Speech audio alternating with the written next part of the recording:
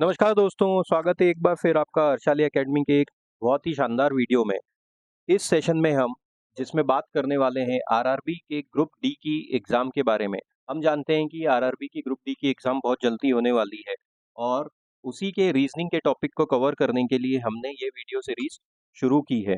हम यहाँ पे आरआरबी ग्रुप डी की जो एग्ज़ाम होने वाली है उसके रीजनिंग के सभी इम्पोर्टेंट पीवाईक्यूज़ को डिस्कस करेंगे और उनके साथ ही में शॉर्टकट और बेसिक कॉन्सेप्ट्स को भी समझेंगे।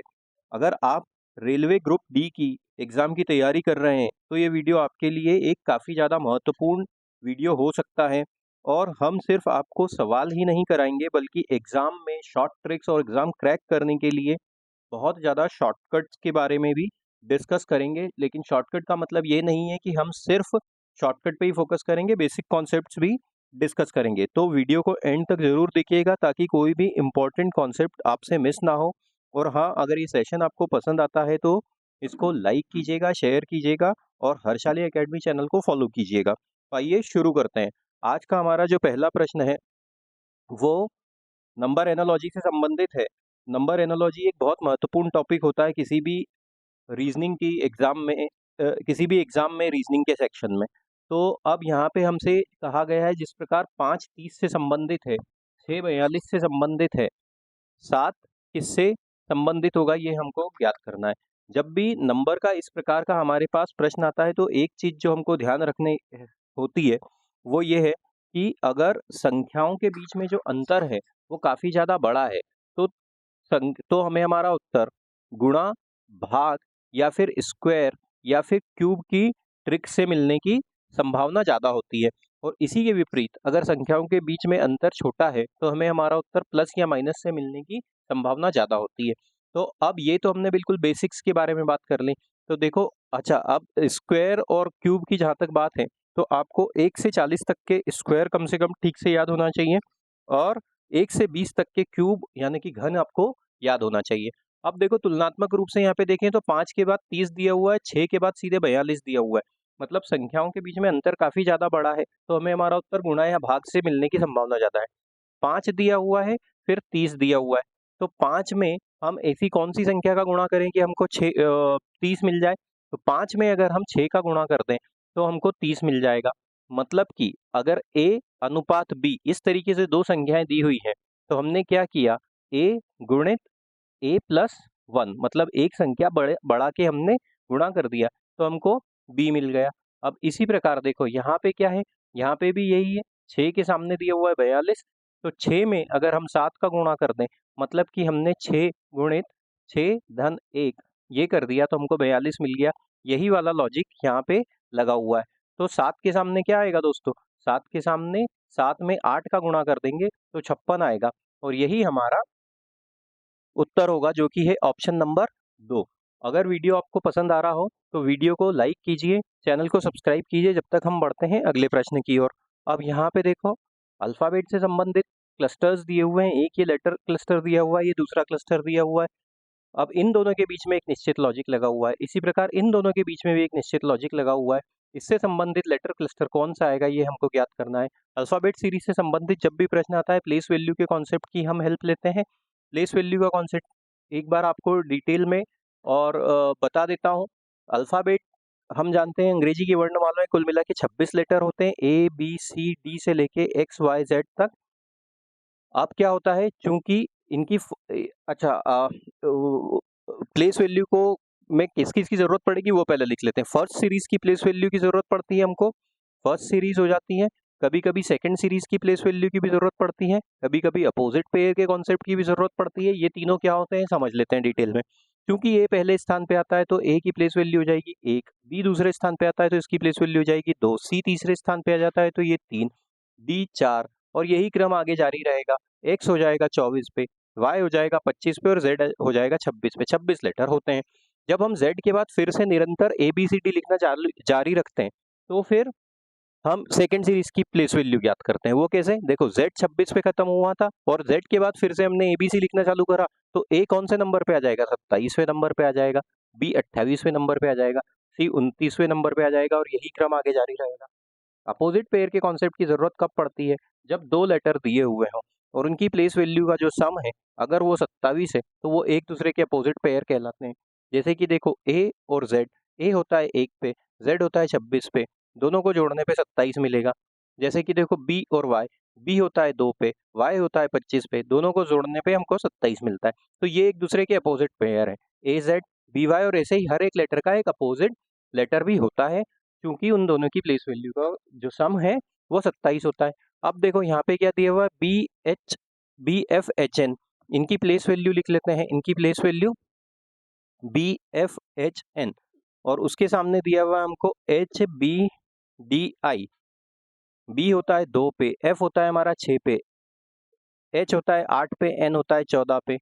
एच होता है 8 पे, बी होता है 2 पे, डी होता है हमारा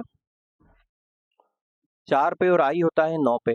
अब देखो 2 से लेके 8 पे आए मतलब कितना हुआ, +6 हो गया। 8 से लेके 2 पे आए मतलब -4 हो गया।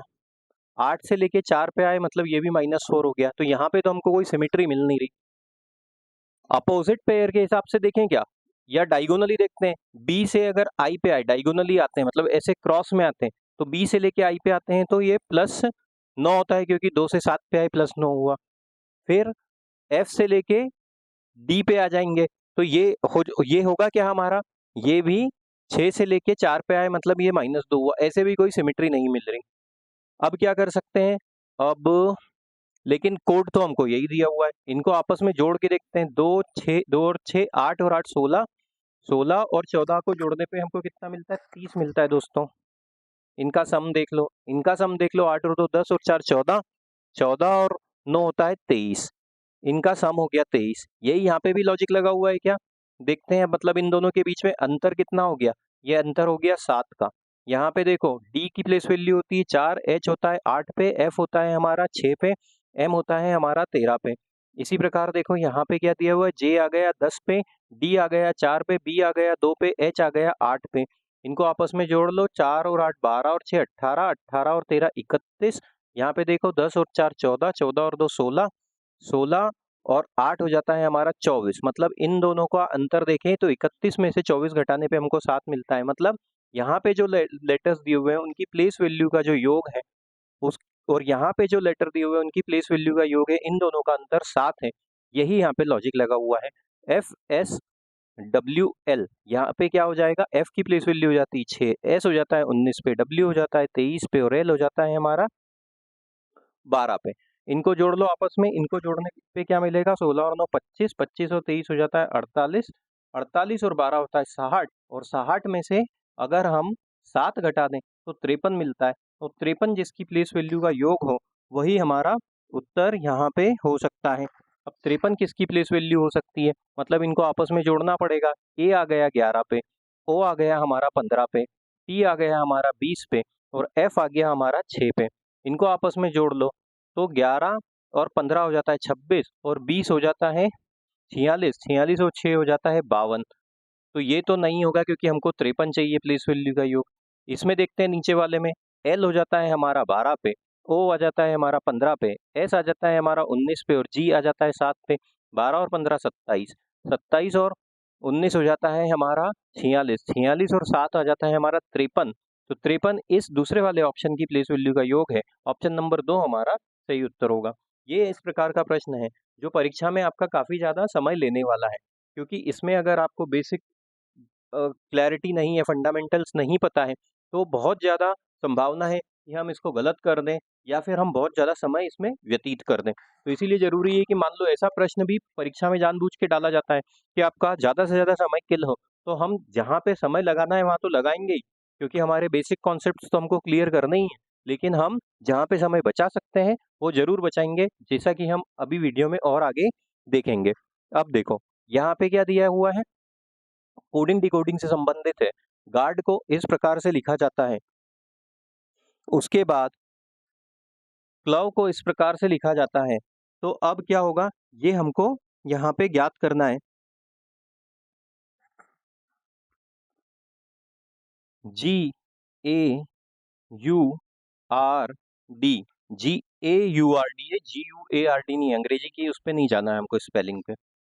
L D Y T E, इनकी प्लेस वैल्यू देख लो। 6 जी हो जाता है हमारा 7 पे, ए हो जाता है हमारा 1 पे, डी यू आ गया हमारा 21 पे, आर आ गया 18 पे, डी आ गया 4 पे, एल आ गया 12 पे, डी आ गया 4 पे, वाई आ जाता है हमारा 25 पे, टी आ जाता है 20 पे और ई आ जाता है 5 पे। 7 से 12, 1 से 4 आए।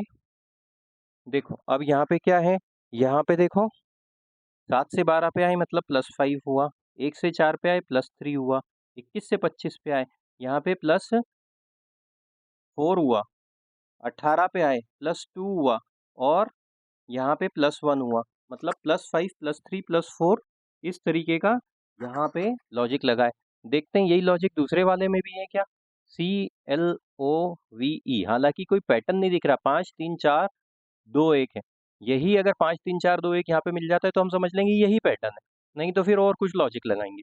HOSXF है 3 12 15 22 और E 5, F 6, X 24, S हो जाता है 19 पे, O हो जाता है 15 पे और H हो जाता है 8 पे। 3 से 5 पे आए +5 हुआ, 12 से 15 पे आए +3 हुआ, 15 से 19 पे आए +4 हुआ, ये +2 और 5 से 6 पे आए +1। वही लॉजिक है, +3 +5 +4 +2 +1, यही लॉजिक लगा हुआ है। हॉर्स को कैसे लिखेंगे, HORSE, प्लेस वैल्यू होती है 8 15 18 19 और ये 5 +5 कर देंगे तो ये हो जाता है 13। 13 किसकी प्लेस वैल्यू होती है, m की। +3 कर देंगे तो ये हो जाएगा 18। 18 किसकी प्लेस वैल्यू होती है, r की। +4 कर देंगे ये हो जाएगा 22। 22 होता है v पे। +2 कर देंगे ये हो जाएगा 21। 21 होता है u पे और +1 कर देंगे ये हो जाएगा 6। 6 मतलब क्या होता है हमारा, f। तो MRVVUF ऑप्शन नंबर 1 हमारा सही उत्तर होगा। चलिए आगे बढ़ते हैं। अब देखते हैं अगले प्रश्न में क्या दिया हुआ है। मैथमेटिकल ऑपरेशन से संबंधित प्रश्न है। प्लस का अर्थ है माइनस, उसके बाद यहाँ पे थोड़ा सा टाइपिंग में गड़बड़ हुई है। अब देखते हैं मैं तो निम्नलिखित प्रश्न का क्या मान होगा। मैं इसको सही लिख देता हूँ। यहाँ पे प्लस का अर्थ क्या दिया हुआ है, माइनस दिया हुआ है। उसके बाद हमको हमसे पूछा गया है कि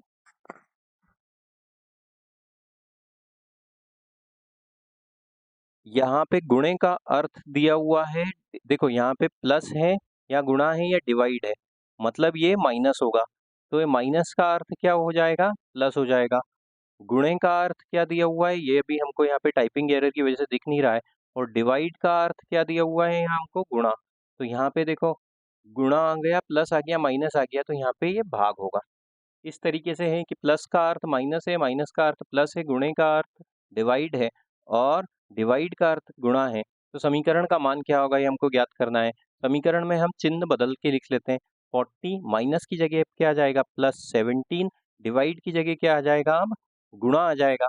डिवाइड की जगह गुणा आ जाएगा 3 और प्लस की जगह क्या आ जाएगा, माइनस आ जाएगा 25 और गुणे की जगह क्या आ जाएगा, भाग आ जाएगा 5। अब इस समीकरण को हल कर लेते हैं बॉडमेस नियम से। ये 1 बार गया, ये 5 बार गया, तो देख लेते हैं। 40 धन 17 और 3 का गुणा हो जाएगा तो 51 मिलेगा, -5। और इसको आगे हल कर लेते हैं तो ये हो जाता है 91 -5।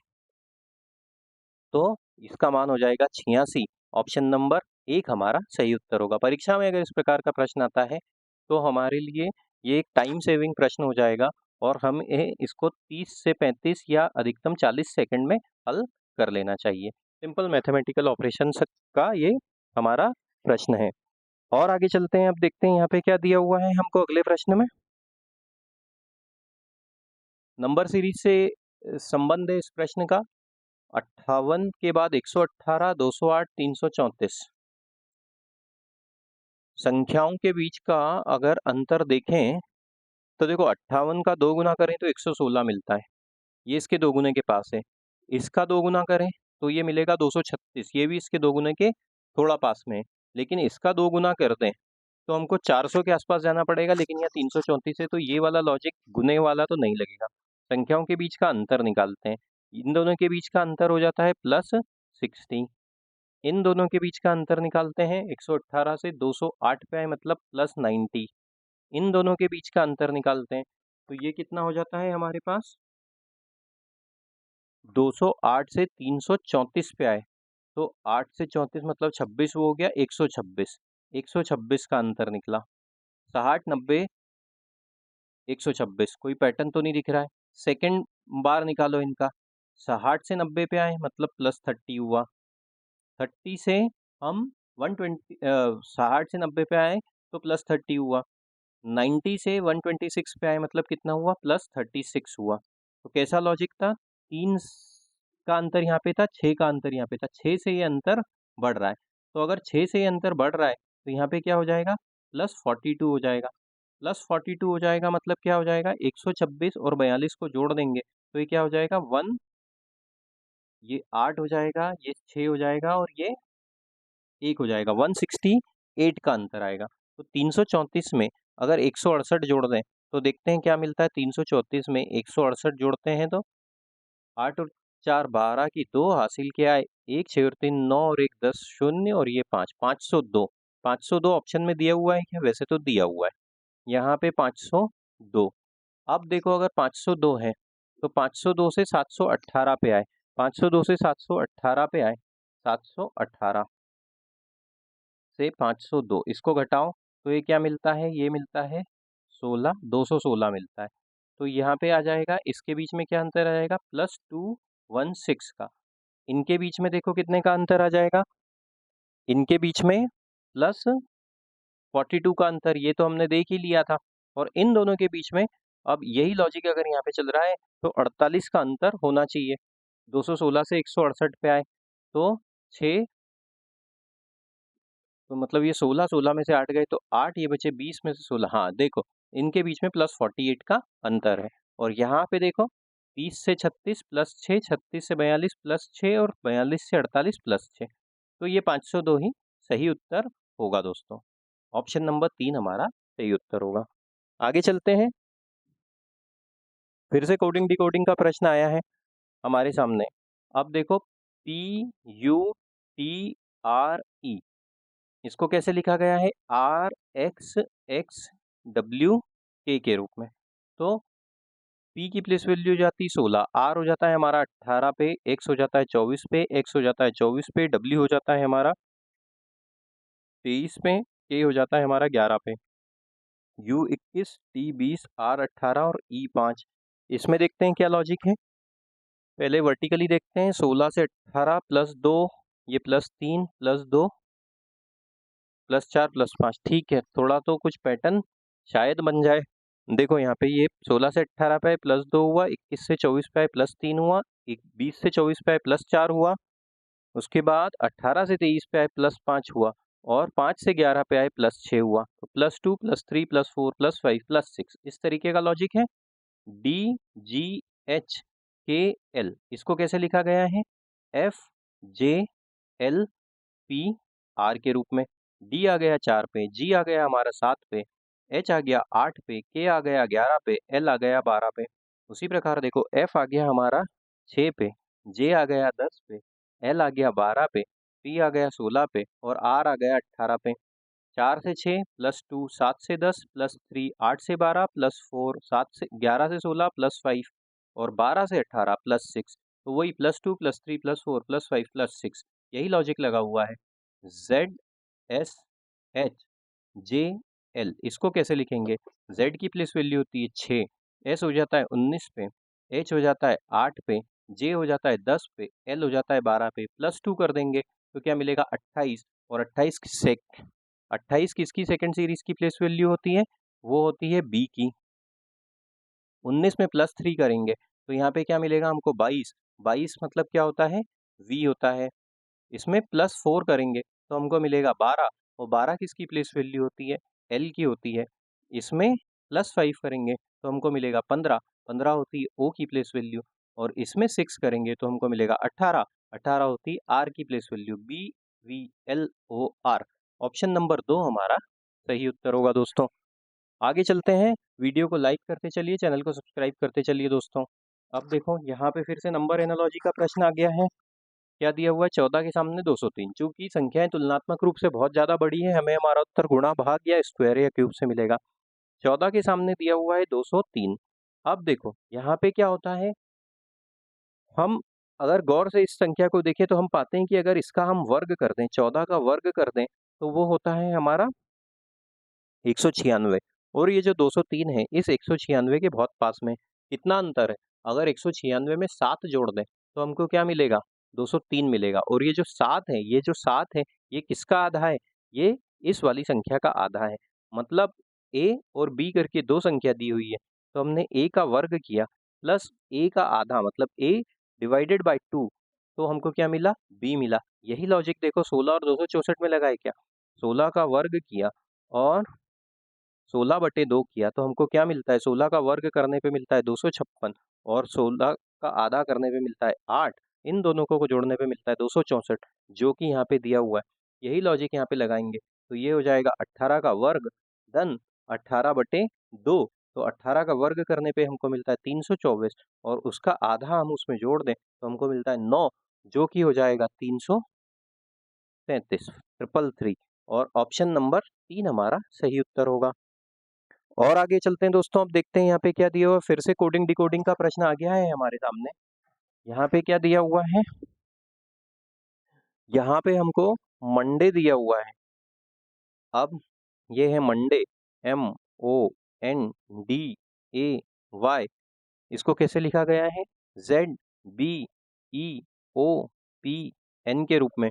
M आ गया 13 पे, O आ गया 15 पे, N आ गया 14 पे, D आ गया 4 पे, A आ गया 1 पे, Y आ गया 25 पे, Z आ गया 26 पे, B आ गया 2 पे, E आ गया हमारे पास 5 पे, O आ गया 15 पे, P आ गया 16 पे और N आ गया 14 पे। देखते हैं वर्टिकली, 13 से 26 पे आए +13 हो गया, 15 से 2 पे आए -13 हो गया, 14 से 5 पे आए -9 हुआ, 5 से 14 पे आए +9 हुआ, और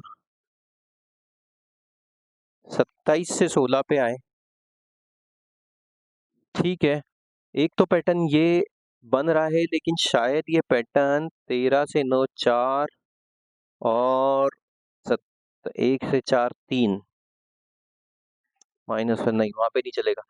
इसमें ये वाला पैटर्न नहीं चल सकता, तो डायगोनली करते हैं। वर्टिकली तो हमको पहले वाले में तो फिर भी एक पैटर्न मिल जाएगा, दूसरे वाले में नहीं मिलेगा।